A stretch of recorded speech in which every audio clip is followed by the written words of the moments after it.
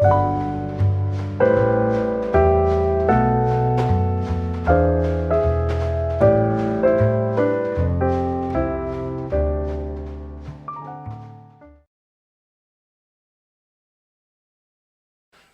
말씀을 같이 보겠습니다. 오늘 하나님께서 우리에게 주시는 말씀은 사무엘하 6장 12절부터 23절까지의 말씀입니다.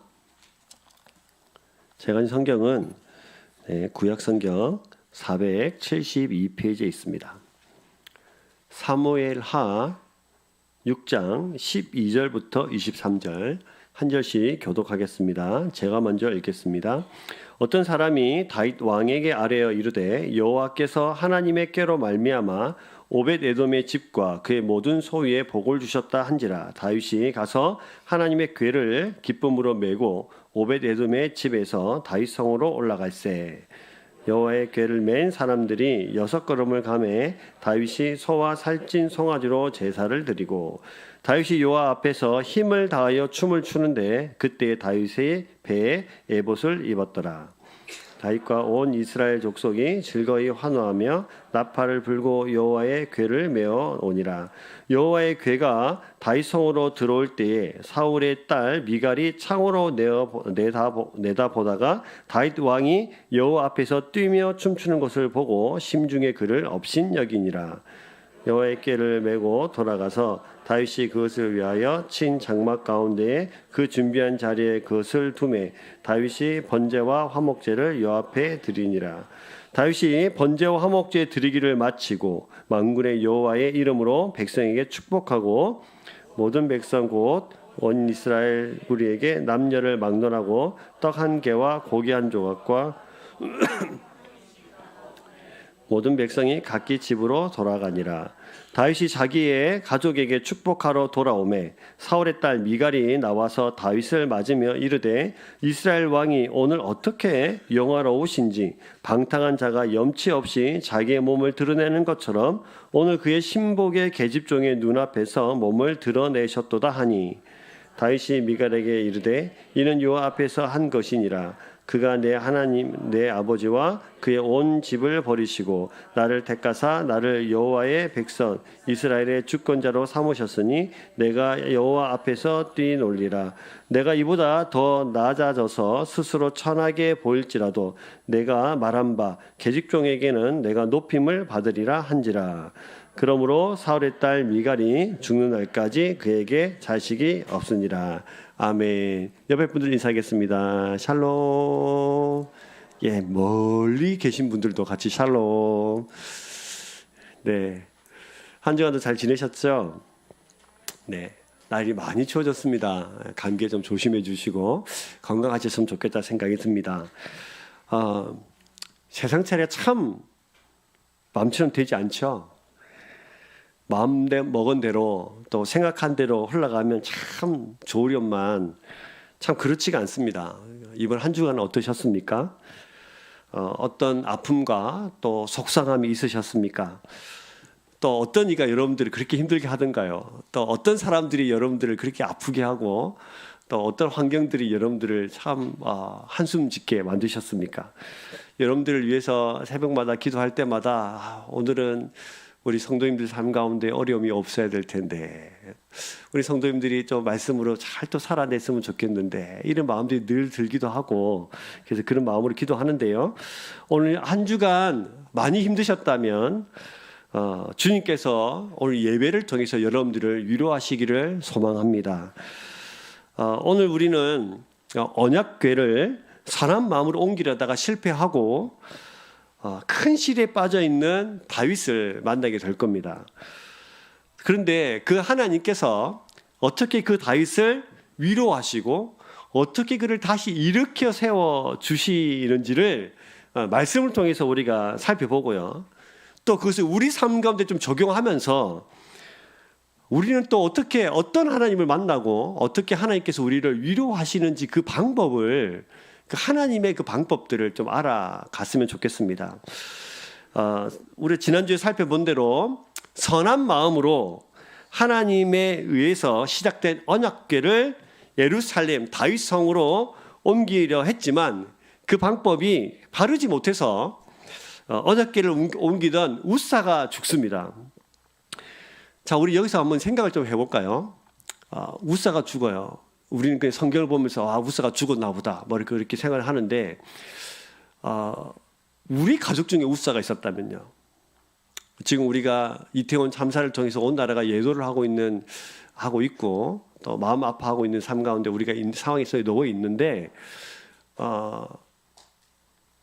이 웃사가 죽었을 때에 우리가 그 웃사가 우리 가족 중에 한 명이었다면, 내 아들이었다면, 나의 아버지였다면, 내 남편이었다면 여러분들 마음이 어떻겠습니까? 저는 웃사가 우리 가족 중에 한 명이었다면 저는 다윗을 엄청나게 원망했을 것 같습니다. 왜 가만히 있는 거 움직여가지고, 그럼 또 움직일 때 좀 이렇게 해주든지, 무슨 우리 아들이, 우리 남편이, 우리 아빠가 무슨 죄가 있어가지고 그냥 다윗이 옮기를 해서 그냥 도와주려고 했을 뿐인데 죽어요. 옮기지 않았다면 안 죽었을 텐데. 다윗을 향한 그 원망이 하늘을 찌르고도 남지 않았을까? 얼마나 마음이 아팠을까? 그런 생각을 좀 해봅니다.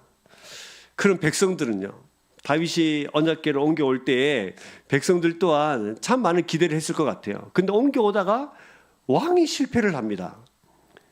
그래서 그 불편한 심기를 어떻게 숨길 수 있었겠습니까? 말하기 좋아하는 사람들은 아마도 이랬겠죠. 하나님께서 다윗을 미워하나 봐. 하나님께서 왕으로 인정하지 않나 봐. 그러니까 이런 일이 벌어지는 거지.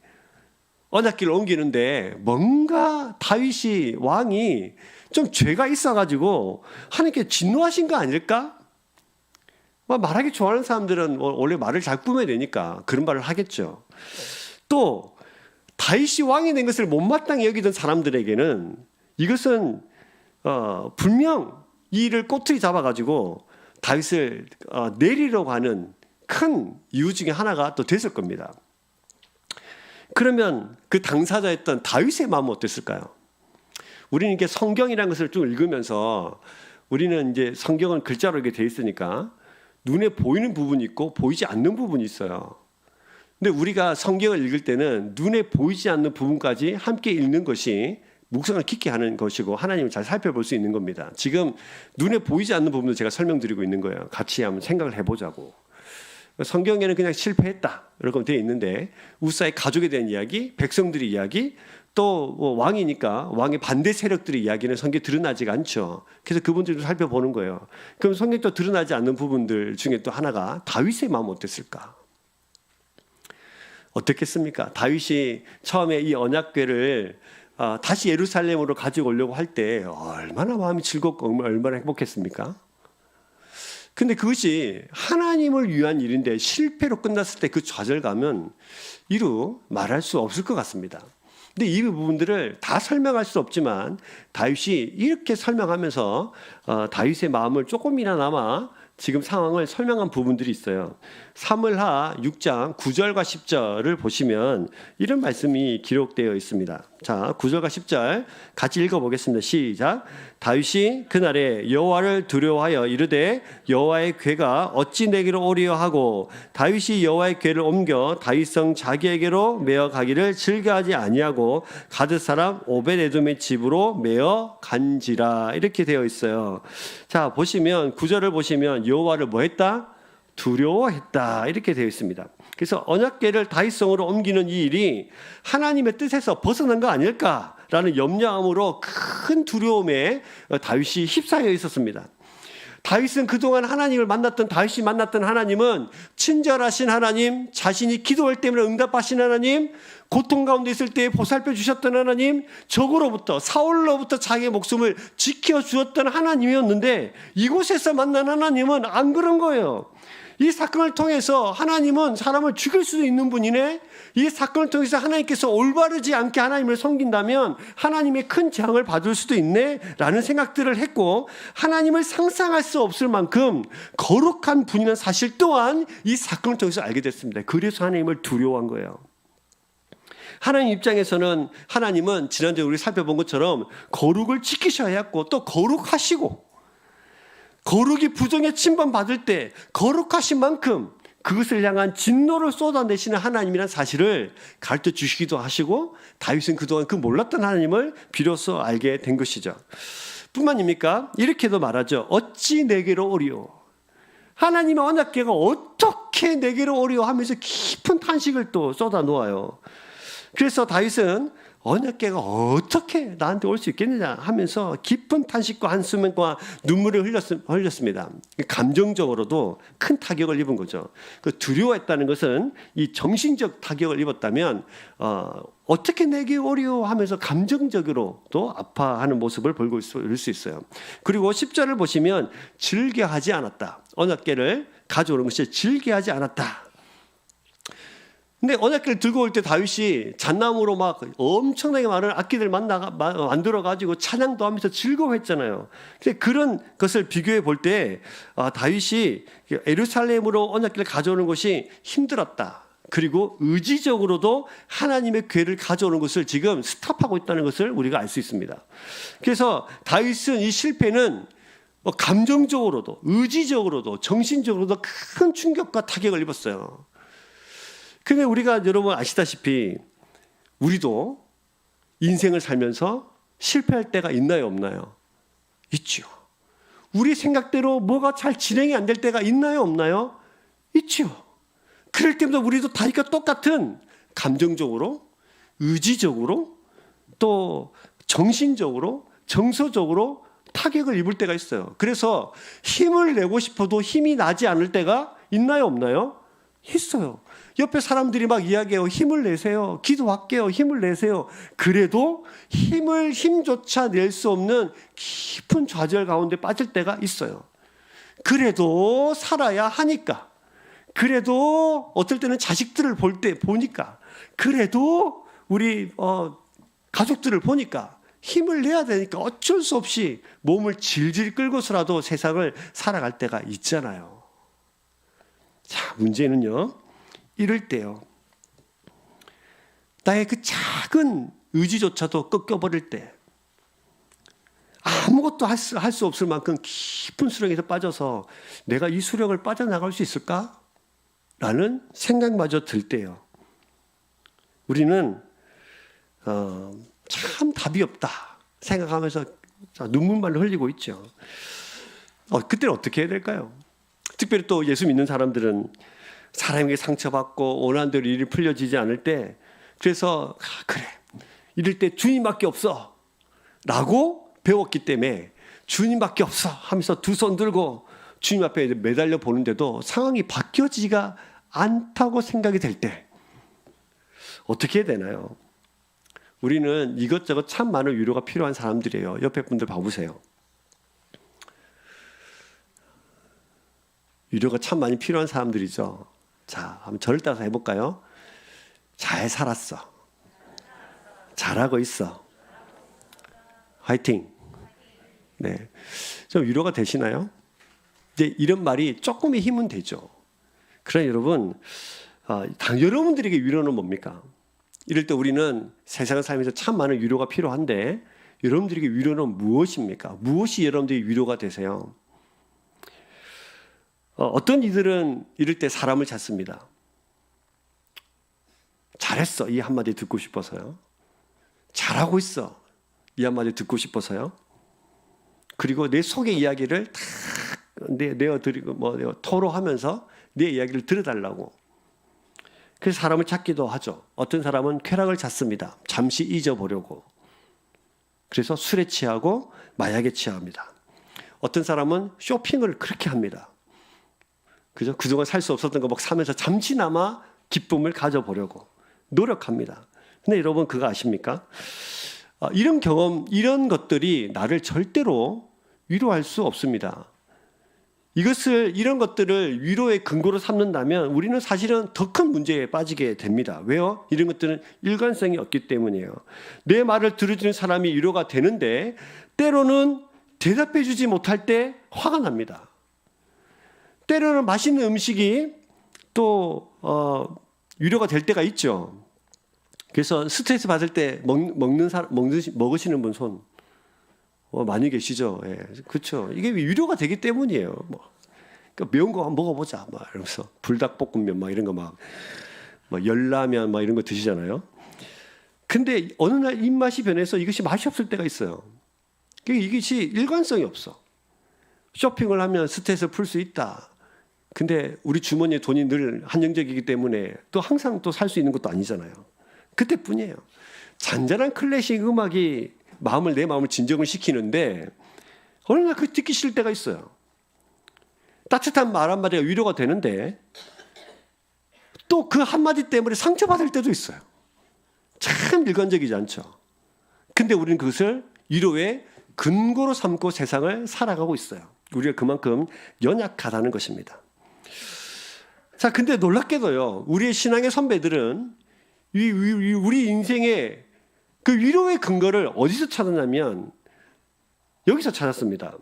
우리가 이제 오늘 오후부터 하이델베르그 교리 문답을 같이 이제 우리 목사님을 통해서 이제 살펴보게 되겠지만, 하이델베르그 교리 문답 1문에는 이렇게 되어 있습니다. 한번 방송 시간 띄워주세요. 자, 같이 읽겠습니다. 시작. 살아서나 죽어서나 당신의 유일한 위로는 무엇입니까? 같이 읽습니다. 살아서나 죽어서나 나는 나의 것이 아니요 몸도 영혼도 나의 신실한 구주 예수 그리스도의 것입니다. 이게 위로의 근거입니다. 우리는 위로하면은 따뜻한 말, 쇼핑, 뭔가 딱 이렇게 나와야 되는데 뭐라고 설명하냐면 살아서나 죽어서나 신실하신 그리스도의 것, 내가 그리스도의 것입니다. 이게 위로라고 이야기합니다. 이게 우리의 신앙의 선배들이 찾은 답이고 이것을 가르쳤고 오늘도 우리에게 가르쳐줘요. 그럼 여러분, 살아서든지 죽어서까지도 주님밖에 없다. 우리가 주님의 것이라는 그 자체가 위로가 된다. 라는 이 말씀을 우리에게 좀 가르쳐 주시는데, 이 다윗이 지금 깊은 좌절 속에 빠져 있어요. 지금 이것이 다윗의 슬픔과 아픔이잖아요. 다윗도 그랬잖아요. 근데 이 실패로 쓰라린 좌절감을 가지고 있고 낙심하고 있는 그에게 하나님이 바로 그를 위로해 가세요. 그리고 결국 하나님은 그에게 네가 내 것이다. 그것을 가르쳐 주시는데요. 오늘 그 답을 한번 찾아가 보려고 해요. 자, 어떻게 그러면 하나님께서 이 다윗을 위로하실까? 이것은 다윗의 이야기로만 생각하지 마시고 이것을 그러면 내 삶 가운데로 가지고 와야겠다는 생각을 하시면서 말씀을 같이 들어주세요.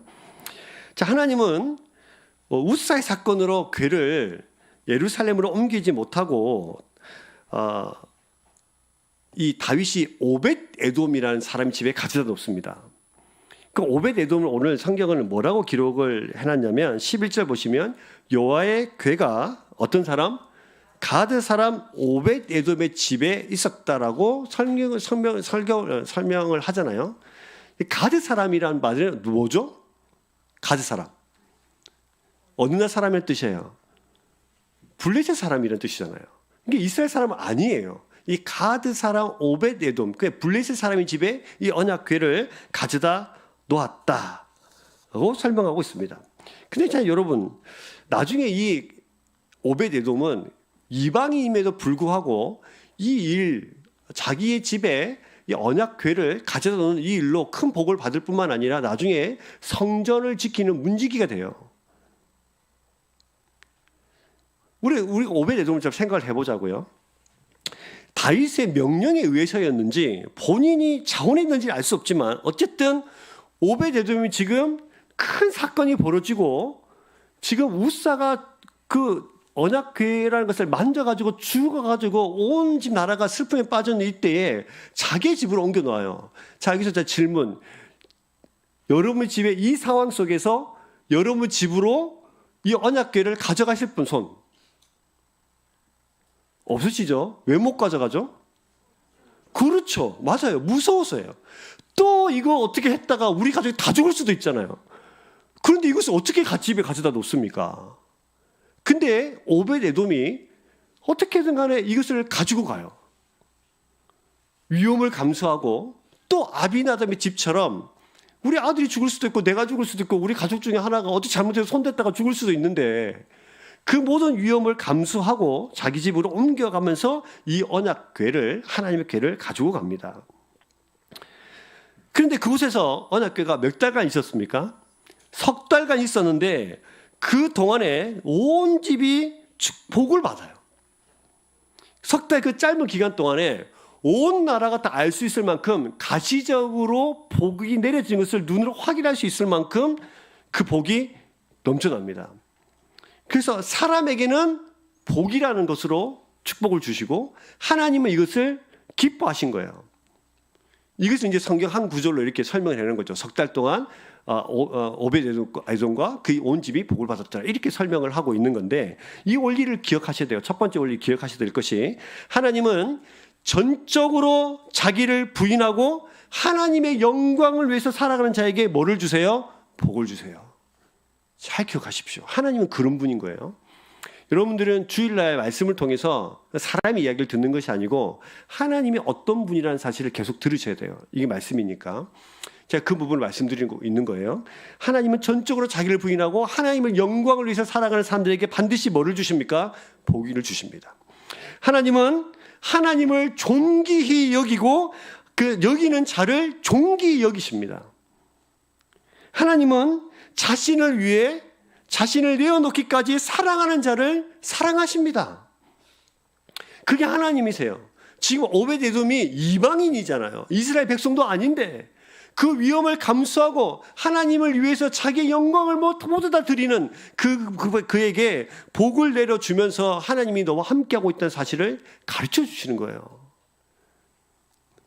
이것을 통해서 다윗과 이스라엘이 하나님에 대한 균형 잡힌 지식을 하나 가지게 됩니다.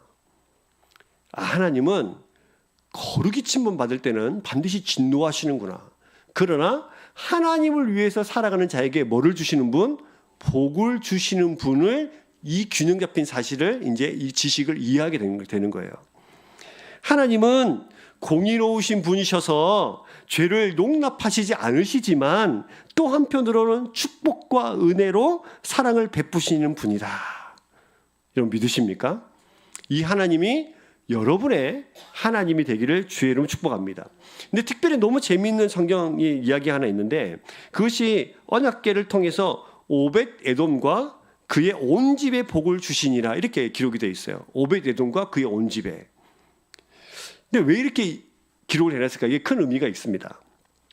여호와의 궤를 자신의 집으로 바른 방법으로 매어서 가지고 오는데요, 오벳에돔뿐만 아니라 그와 함께한 모든 집안이 복을 받아요. 이것은 뭘 말하냐면, 하나님을 바르게 섬길 수만 있다면 자신의 원하는 대로, 다시 뜻하는 대로가 아니라 하나님께서 원하시는 대로 하나님을 섬길 수 있다면 본인과 함께 있는 자들이 다 복을 받습니다. 그렇다면 이걸 다윗에게 적용을 시켜보자고요. 그러면 다윗이 하나님의 언약궤를 하나님의 방법으로 예루살렘을 가져올 수 있다면 누구와? 다윗과 또 온 이스라엘이 복을 받습니다. 맞습니까? 네, 지금 그걸 설명해 주고 있는 거예요. 그럼 다윗 마음속에 소망이 생기겠죠. 내가 지금 첫 번째 방법이 잘못됐는데 두 번째 다시 하나님께 기뻐하시는 방법으로 이 언약궤를 예루살렘으로 다윗성으로 옮겨올 수만 있다면 나뿐만 아니라 온 이스라엘이 하나님을 통해서 뭐를 받아? 복을 받을 수 있겠다는 생각을 하게 된 겁니다. 자, 여러분, 이것을 신약 성경에는 이렇게 기록해 놨어요. 주 예수를 믿으라. 그리하면, 그 다음에요, 너와 내 집이 구원을 얻으리라. 믿으십니까? 그렇죠. 이게 하나님의 마음이에요. 하나님을 온전히 하나님께서 기뻐하시는 대로, 내가 원하시는 뜻대로가 아니라, 내 방식대로가 아니라 하나님이 기뻐하시는 대로, 하나님께서 말씀하시는 대로 하나님을 섬길 수 있다면 나뿐만 아니라 나와 함께하는 가족들과 나 함께하는 그 모든 공동체가 복을 받습니다. 다윗은 하나님께서 오벳에돔의 집에 복을 내실 것을 보고서야 하나님에 대한 오해가 풀리고 원망도 풀린 거예요. 하나님은 복의 근원이세요. 우리를 죽이시는 분이 아니라 하나님 우리를 거룩에 참여하기까지 동참케 하시기 위해서 예수 그리스도의 십자가에 못 박혀 죽이시기까지 우리에게 복이라는 것을 주시고 하시는 분이십니다. 우리는 하나님을 오해해서는 안 됩니다. 오늘 우리 자신의 방법이 아닌 하나님의 방법으로 하나님을 경외하고 살아가는 자에게 한량없는 복을 주시는 하나님, 하나님을 존귀하게 여기는 자를 기뻐하시는 하나님이라는 사실을 여러분들에게 큰 위로가 되기를 주의 이름으로 축복합니다. 이 부분이 위로거든요. 다윗이 뭐의 위로를 받았겠어요? 하나님 언약궤를 못 움직여 가지고 나라 그 우사가 죽어 가지고 실에 빠져 있을 때, 그렇구나. 하나님을 바로 섬기기만 하면 나뿐만 아니라 온 이스라엘에 복을 주시는 분이구나. 이것을 깨달을 때 이게 다윗의 뭐였어요? 위로였어요. 그러니까 다윗은 하나님을 알게 된 그 하나님에 대한 지식, 하나님 방법대로 하나님을 대하는 것이 가장 선하게 하나님 앞에 나아가는 것이구나. 이게 다윗에게 위로였어요. 자, 그럼 이것을 우리 삶 가운데 적용해 봅시다. 여러분, 다윗처럼 감정적으로, 지식적으로, 또 정서적으로 의지를 낼 수 없을 만큼 깊은 아픔과 좌절 속에 있을 때 뭐가 여러분의 위로가 되어야 합니까?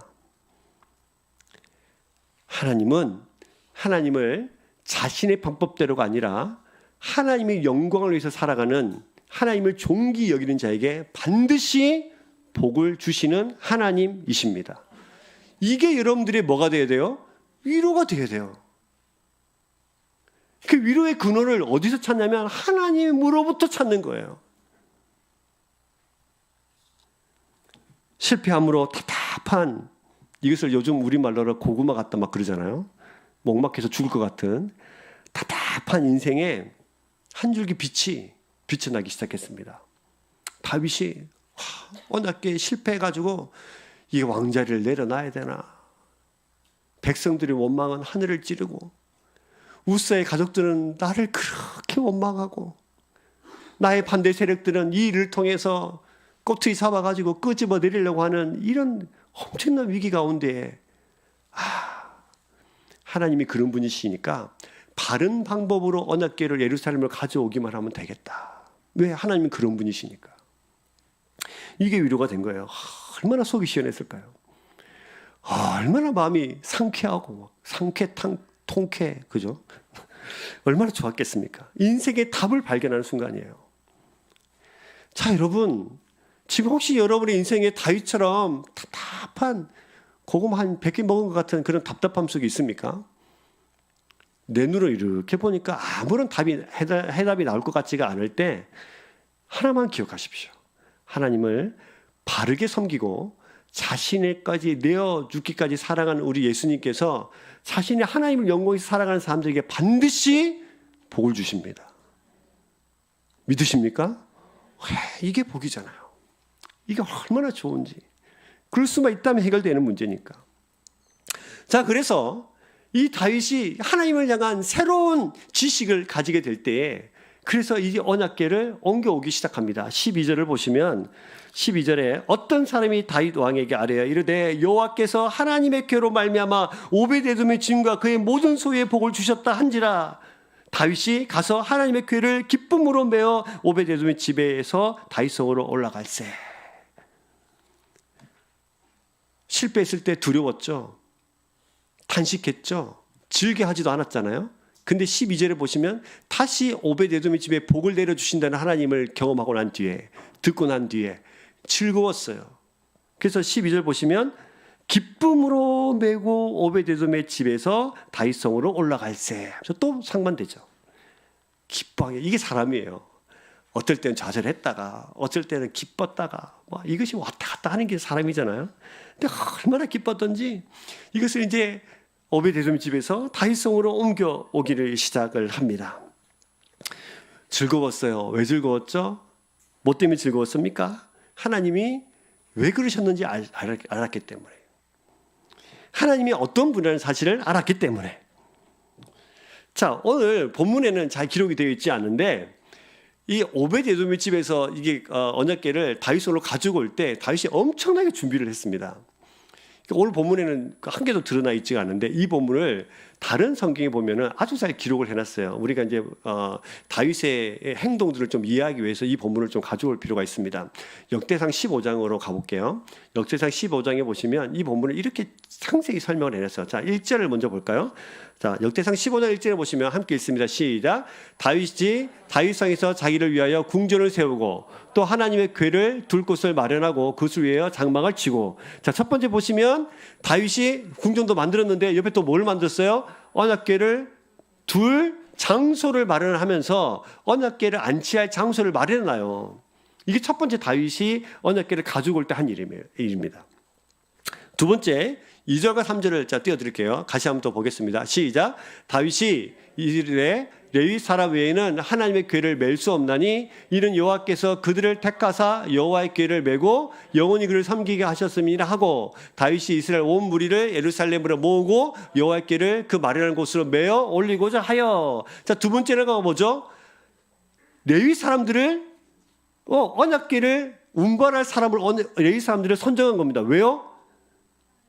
하나님께서 그걸 원하셨기 때문에. 우리 지난주에 살펴봤던 것처럼 언약궤는 어떻게 움직여야 돼요? 레위 사람, 특별히 고핫 자손들이 어떻게 어깨에 메고 움직여야 돼요. 그 지난주에 우리가 살펴봤던 것처럼 6장 초반부에는 어떻게 움직였어요? 수레에 실어서 옮겼잖아요.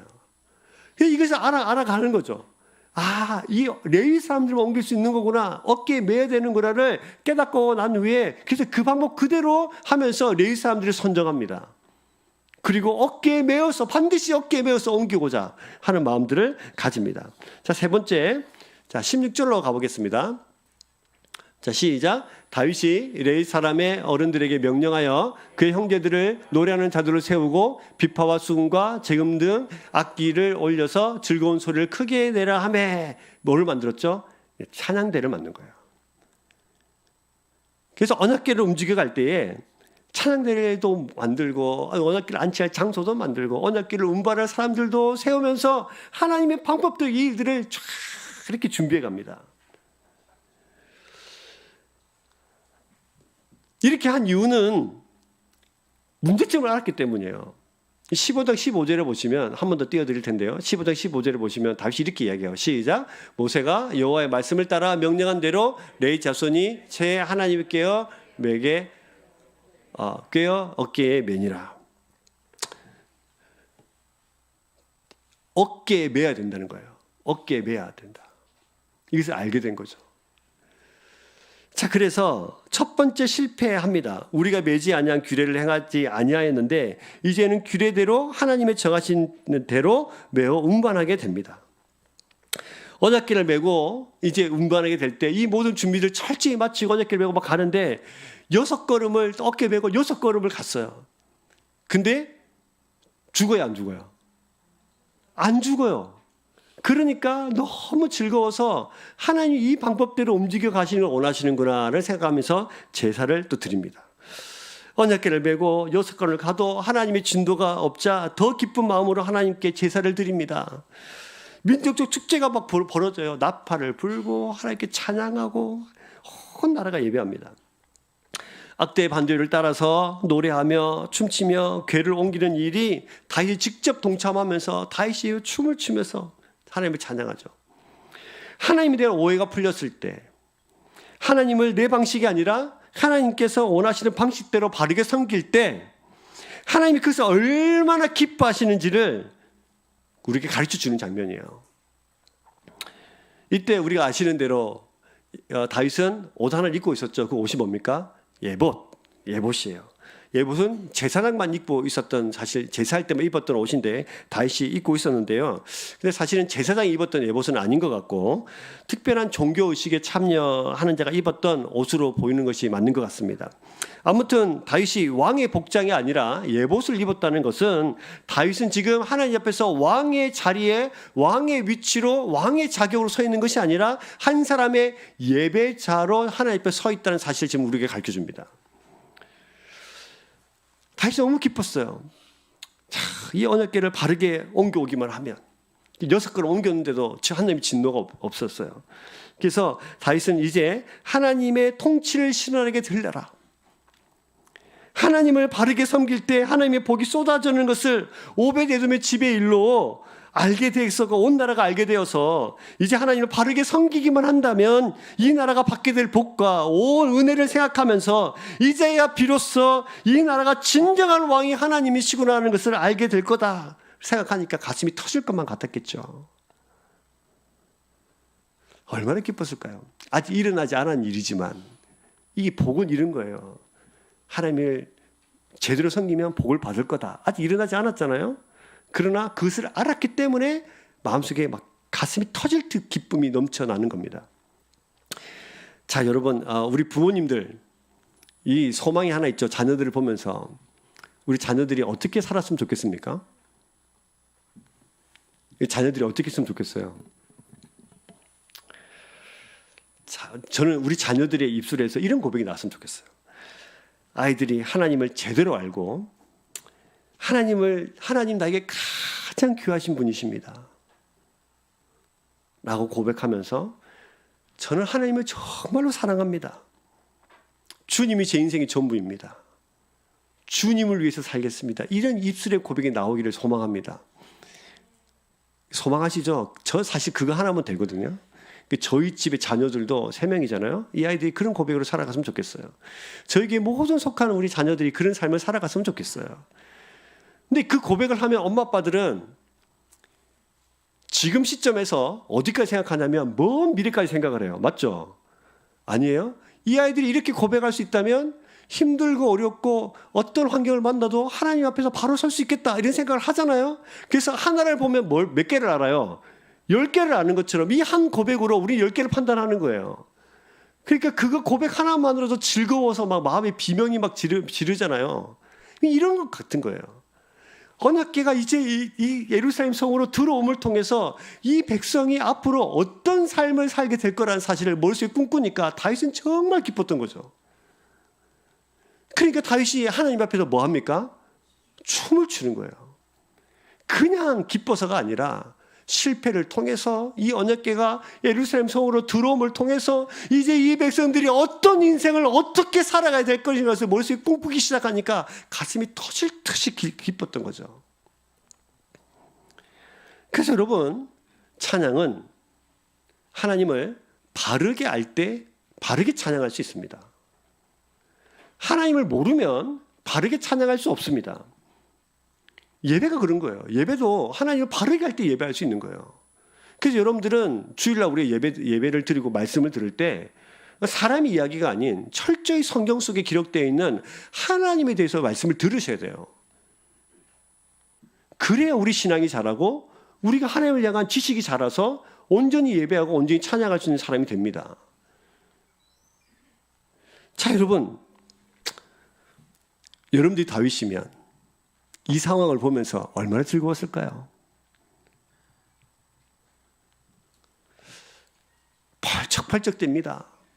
너무 즐거웠습니다. 자기가 왕이 된 이유, 하나님이 이 땅의 왕이라는 사실을 다시 내가 선포하는 이유일 텐데 너무 즐거워서 펄쩍펄쩍 뛰면서 에봇이 막 펄렁펄렁 하면서까지 자기 하체가 드러나는지도 모르고 그렇게 찬양하고 춤을 추면서 이 예루살렘 성으로 이 언약궤가 들어옵니다. 자, 이때 남편이 이렇게 들어오니까 왕이 들어온다는 소식을 듣고 이 다윗의 아내 이름 뭡니까? 그렇죠, 미갈이죠. 미갈이 창문 너머로 이렇게 보니까 남편이 들어오는 거예요.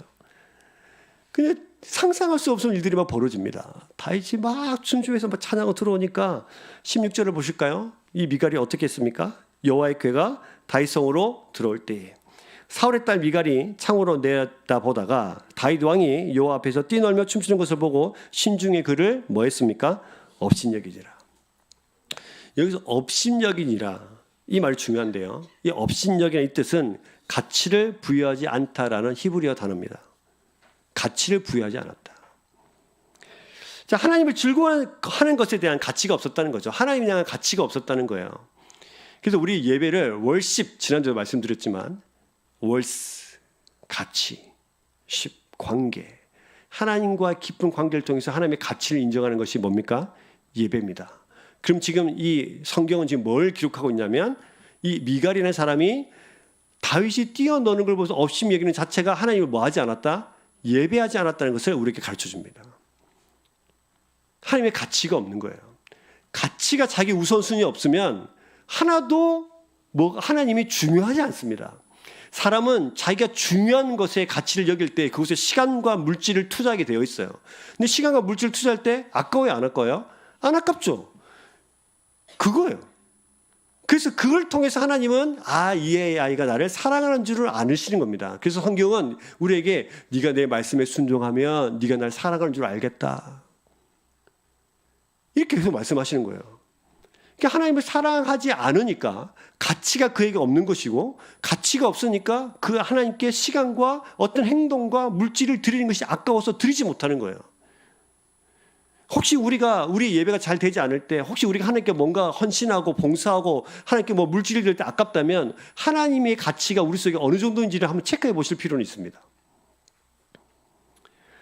자, 그래서 지금 이 미갈이라는 사람이 하나님을 언제 예배하지 않는 예배자였다는 사실을 우리에게 가르쳐줍니다. 그러면서 우리가 충격적인 사실 하나를 더 가르쳐줘요. 뭐라냐면 이 미갈을 어떻게 부릅니까? 미갈을 사울의 딸이라고 불러요. 맞습니까? 사울의 딸이라고 부릅니다. 20절도 보세요.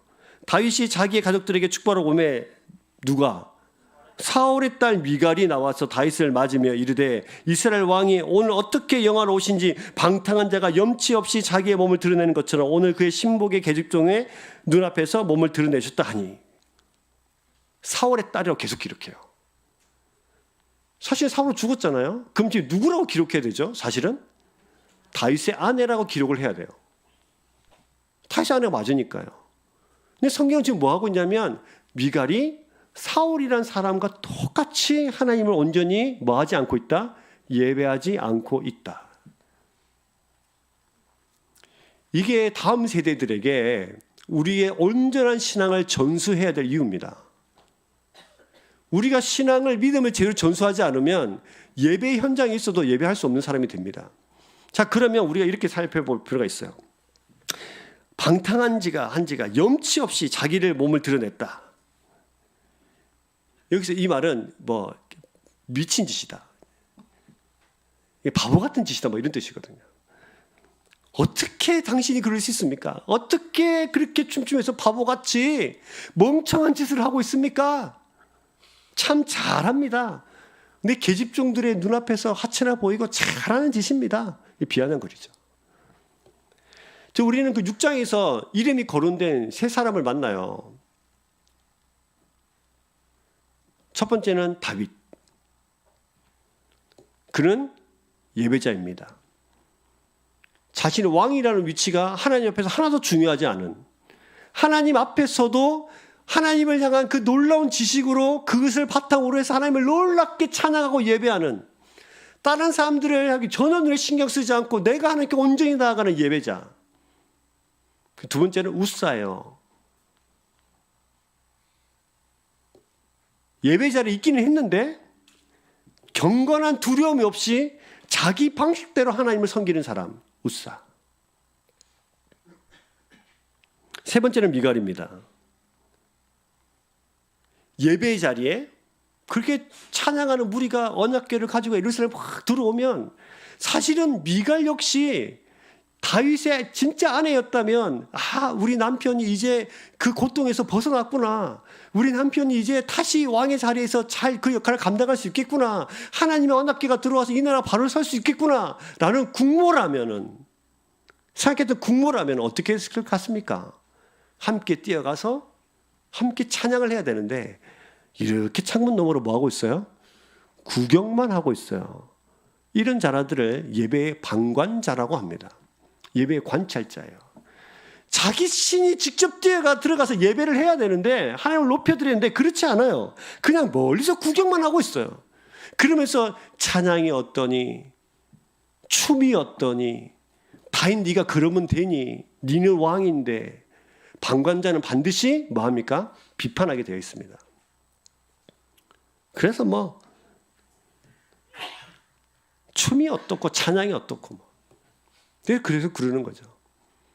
지금 잘 보세요. 다윗은 아팠고 힘들었고 슬펐어요. 하나님을 아는 지식으로 새롭게 되고 그 아는 지식을 바탕으로 자기의 인생의 문제들을 해결하고 자기가 해결한 건 하나도 없어요. 그저 하나님이 그렇게 하실 거라는 믿음을 가지고 언약궤를 바른 방식으로 예루살렘에 옮겨오면 나와 이 나라 백성이 복을 받겠다는 믿음을 가지고 지금 즐거워하는 거예요. 자, 여러분들은 예배자입니까? 아니면 자기 방식대로 자기의 뜻대로 예배하는 자입니까? 아니면 예배를 관찰하고 있는 방관자입니까? 다윗의 위로의 근원은 하나님이셨습니다. 다윗의 찬양의 근원은 하나님이셨습니다. 다윗의 춤의 근원은 하나님이셨습니다. 오늘도 우리는 다윗과 똑같은 인생을 살아가는 우리들이 오늘 우리의 근원이 하나님이 되기를 주의 이름 축복합니다. 하나님을 내 뜻과 내 방식대로 섬기지 마십시오. 하나님의 방식대로 섬기십시오. 나에게 맡겨진 예배를 섬기는 많은 직분들이 있습니다. 그 직분들을 섬겨갈 때에 내 뜻대로, 내 생각대로, 내 방식대로 섬기지 마십시오. 때로는 힘들고 지치더라도 그 자리를 끝까지 지키십시오.